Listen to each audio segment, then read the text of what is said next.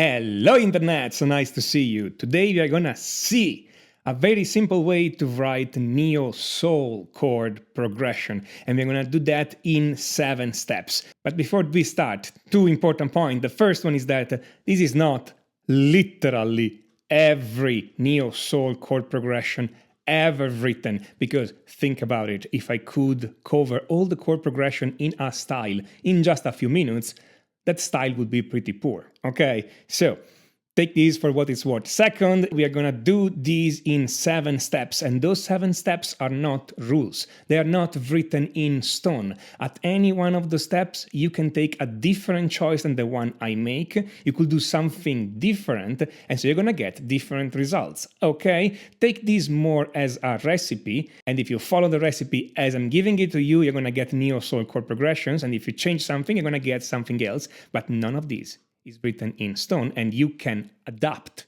the recipe to your taste. Very good. Step number 1, you pick a minor key. For the sake of example right now, I'm going to pick the key of D minor. Fantastic. In the key of D minor, we have the following chords, and I'm going to use 7th chords. We have D minor 7th, E minor 7th flat 5, F major 7th, G minor 7th, A minor 7th, B flat major 7th, and C 7th. Step number 2, pick 2 or 3 chords from this key. It is most in style to pick the minor 7th chord or the major 7th chord, but you can pick literally whatever you want. I am gonna pick D minor 7th and B flat major 7th. Step number 3, write a grid of 4 slots. Those will be the 4 bar of your chord progression, because most chord progression in neo-soul are a loop of 4 chords. Those 4 time slots are your canvas. Step number 4, put chords in it. Now, of course, I told you to pick 2 or 3 chords, but we have 4 time slots. So, of course, you're gonna leave some holes. Don't worry, we're gonna fill them in a second, okay? The only guideline you need to uphold here is do not leave 2 consecutive holes. So again, you have 2 or 3 chords, which means you're gonna leave 2 or 1 hole, but if you leave 2 holes, those must not be one after another. Another guideline that is very important is you do not have to put the first chord of the key in the first position. You can if you want, but you don't have to. It is quite typical of neo-soul to not put the first chord in the first position. So in this spirit, I'm gonna put the B flat major 7th in the first position and the D minor 7th in the 3rd position. So you see, I'm leaving 2 holes. The 2 holes are not consecutive, and the first chord is not in the first position. Step number 5, fill up the hole with passing diminished chord. Oh my, this sounds complex, right? But it's not really, because to play those passing diminished 7th chord, you just need to know 2 things. The first thing you need to know is the shape of those chords, and you just need to memorize those 3 shapes for a diminished chord. For instance, an A diminished chord can be played this way, with a bass on the 6th string, the bass on the 5th string, and with the bass on the 4th string. Next trick is that you can move the shape 3 frets higher or lower, and the chord is still the same diminished chord. But what diminished chord should you use to fill up those spots? I mean, it's a C diminished chord, B diminished chord, F diminished chord, G flat diminished chord. Well, I'm gonna give you the trick here, and if you want to know more about why this trick works, you check the link that's gonna appear on the top right of the video. Well, the trick is simply to play the diminished chord that has the root 1/2 step below the root of the following chord. So let me show you. Here on slot number 2, the following chord is a D minor 7th. The root of the D minor 7 is the D note. Very good. From here, you go down a 1/2 step to C sharp. So in the slot before, you play a C sharp diminished chord. Now, how about slot number 4? Well, the following chord, when I loop the chord progression, is B flat major 7th. The root of this chord is B flat. If I go down a 1/2 step, I get A. So in slot number 4, I'm playing an A diminished 7th chord. Step number 6 is to choose the inversion of the diminished chords so that they flow well into the next chord. And usually you want to take a shape, a chord shape that is close to the following chord shape. So I am playing my B major 7th chord this way. And I'm playing my D minor 7th chord this way. So before this D minor 7th, I'm picking a shape for this C sharp diminished 7th chord that is close to the shape of the D minor 7th. And so I'm going to pick this one.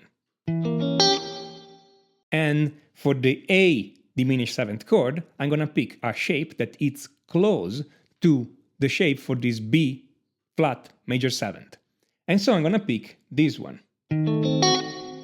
As you can see, this choice can be quite arbitrary. I mean, I can pick whatever I want. The important point is that you pick one of the shape, you play and see if it works. And if not, you just change shape or move it up and down.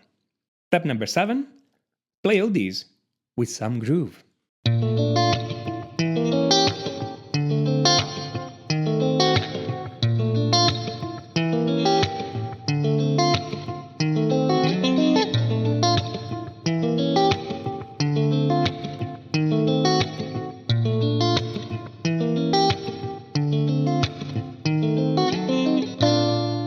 Let's go to the whole procedure again to see if we can write something different. Let's stay, step number 1, pick minor key, let's stay in D minor. Step number 2, I'm gonna pick G minor 7, A minor 7, and D minor 7. So I'm gonna pick different chord this time. I write my grid of 4, and I put my chords in it. And this time, I'm gonna start with the G minor 7, going to D minor 7, and then going to A minor 7, and leave a hole just before the A minor 7th. Then I'm going to fill up my passing diminished chord, and just before the A minor 7, I'm going to put up a G sharp diminished 7th chord, because G sharp is a half step below A, which is the root of A minor 7th. So for G minor 7, I'm going to pick this shape. For D minor 7, I'm actually going to play a D minor 9, because, you know, cool substitution. So I'm going to play this. For my G sharp diminished 7th chord, I'm going to play this. And finally, for my A minor 7th chord, I'm going to use the standard shape. And then you put some rhythm in it.